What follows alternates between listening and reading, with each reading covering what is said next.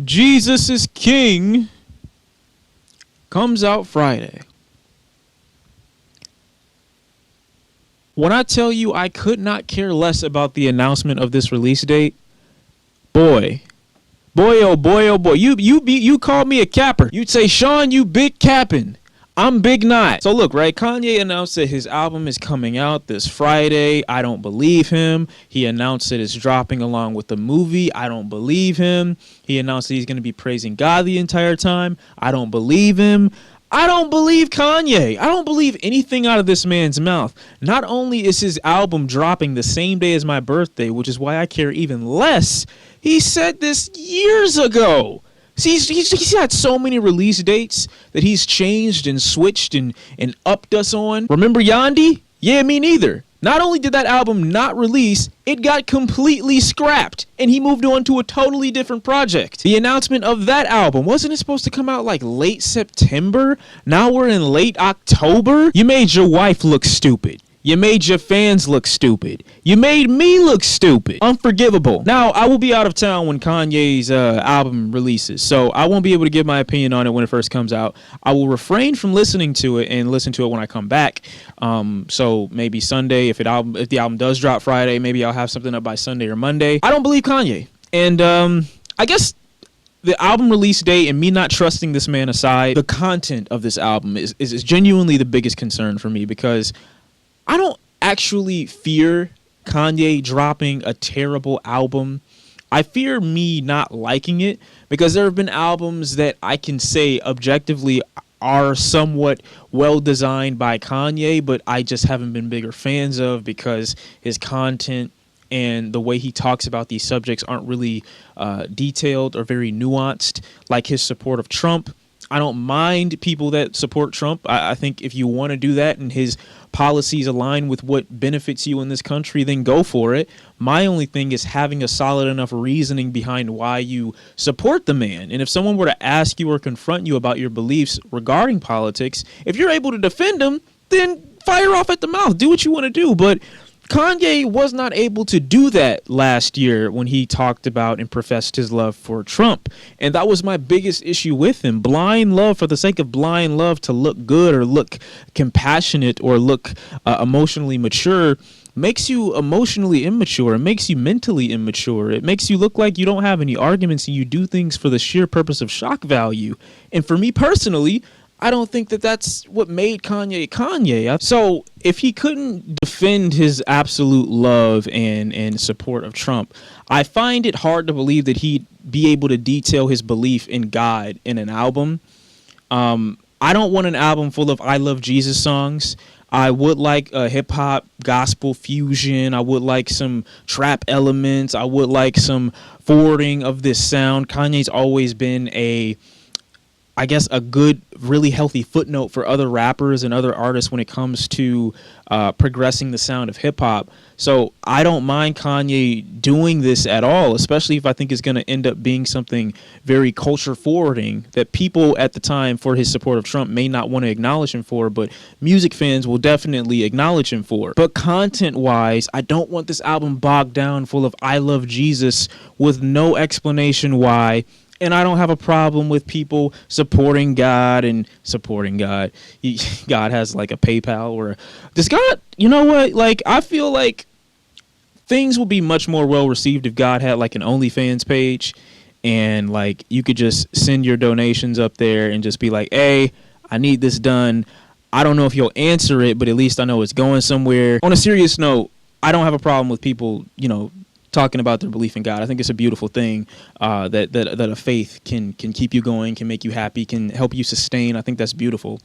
But I do think you should have reasoning for it, and Kanye does things without reason for me. So having an entire album where he professes his love for a deity that for many, many generations, Christians for a long time haven't had much success in proving tangible evidence and living a consistent life that you don't have to look back in their history and challenge them for being a hypocrite. Because Kanye did say that he was afraid that rap was the devil's music after he made albums like My Beautiful Dark Twisted Fantasy, like College Dropout, like 808s, like Graduation. There's just so much that he's done for me to ever believe that he would think that, or for me to take him seriously with a statement like that. So yeah, those are my biggest concerns when it comes to the Kanye album.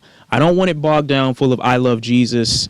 There's nothing wrong with loving him, but just have some reasons. Make it nuanced. Make it passionate. Another artist that I was interested in this weekend was Playboi Carti. There were talks that I don't really think anyone confirmed it, but that his album was supposed to come out this weekend and last weekend, and it didn't. You know, a whole lot of red for Carti fans ended up being a whole lot of misled, and I don't want it to end up being a whole lot of leaks, because I know this is something that people have been anticipating for a while. I thought it was supposed to come out sometime back in May. That never happened. We're all the way in October now. It was teased for quite a few months. Nothing's happened. So Kanye, Frank, Playboi Carti, all of them are just like the rare Pokemon of the music world. Their albums will come out when they may. Rare sightings of them come out when they may. Rare sightings of their new music. So you should really cherish it as it comes out.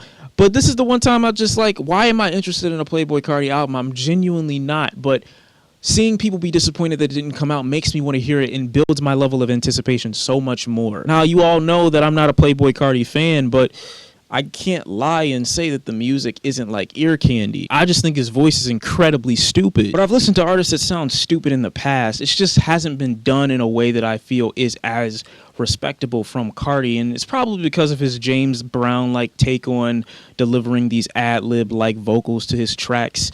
There's a lot of, and I know people probably think it's like a weird thing to say or a weird thing to do, but going back through a lot of people's catalog who made like funk music and soul music and R&B music, I've seen them do a lot of things in similarity to what Carti has done, and I think it's less respectable from Carti just because of this baby voice, just because of this weird low tone or weird like high-pitched tone that he goes into, and it makes it sound almost comedic. It makes it sound like novelty in a way, but it is still something to take seriously. It's just something that I haven't wrapped my head around fully, but when I do, I think I'll probably enjoy his music a lot more, but right now it's just hard. So having that mixed in with a bunch of ear candy for me, which likely is to come from Pierre Bourne, I think will be a good thing. I hope Whole Lotta Red is going to be a good album because I really want to enjoy it.